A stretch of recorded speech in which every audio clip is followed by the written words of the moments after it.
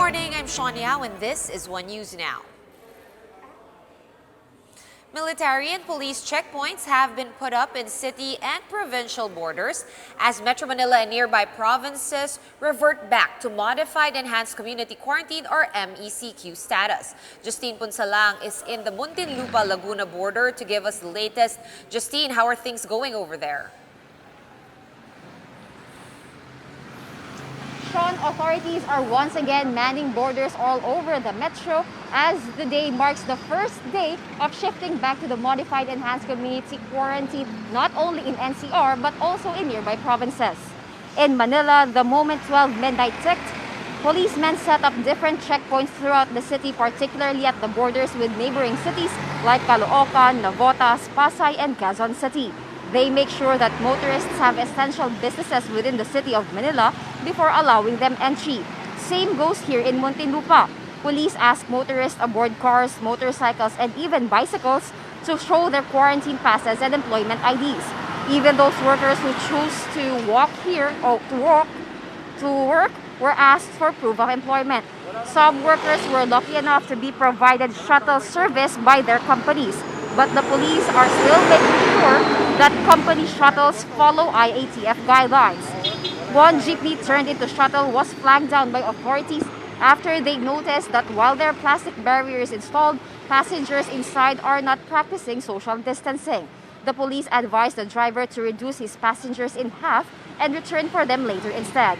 But other workers whose employers were not able to provide a shuttle service decided to wait by the road in hopes of finding any vehicle to ride. Just like one tricycle which offers to ferry passengers from Laguna-Muntinlupa border to the other end of Muntinlupa in Alabang. In the city, under the Executive Order number 15, tricycles are allowed to operate, but the fare must remain at 25 pesos. However, tricycle driver Armando was offering to ferry passengers from end to end of Muntinlupa for 200 pesos. Sean, there are still employees coming here at the border waiting for any vehicle to ride. However, they have nothing to fear because the local government of Muntinlupa is offering them free ride, either bus or e-jeepney. Sean? Right, Justine, right now you mentioned, of course, that there are checkpoints and members of the HPG and police force as well as some members of the army are checking whether or not these vehicles or these people are indeed authorized persons outside of residence. Can we expect even more checkpoints to come up or to crop up during the day? Because, it's only, again, the first day and we were given 1 day notice.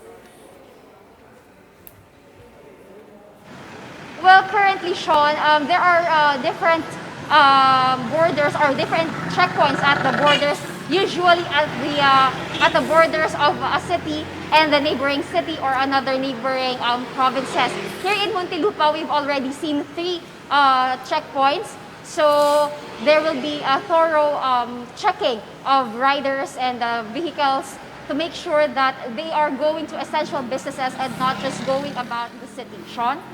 All right, thank you very much for that update. Justine Punsalang joining us from San Pedro in Laguna. And here are other stories we're keeping our eyes on.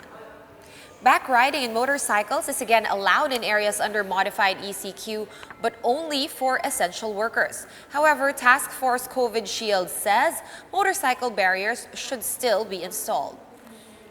Typhoon Dindo has exited the Philippine area of responsibility, but there is another low-pressure area to bring rainy weather over the Visayas and Mindanao. This LPA was last spotted some 360 kilometers east of Davao City. And the PCSO has canceled the supposed resumption of lotto games today as Metro Manila and nearby provinces revert back to modified ECQ. Lotto games have been suspended for almost 5 months because of the pandemic. For more updates, follow News 5, The Philippine Star, and Business World online. Visit our website, onenews.ph, for more in-depth analysis. You can also catch One News on the Signal Play app. Register for a free account now at www.signalplay.com and stream One News live anytime, anywhere. I'm Sean Yao. We are One News.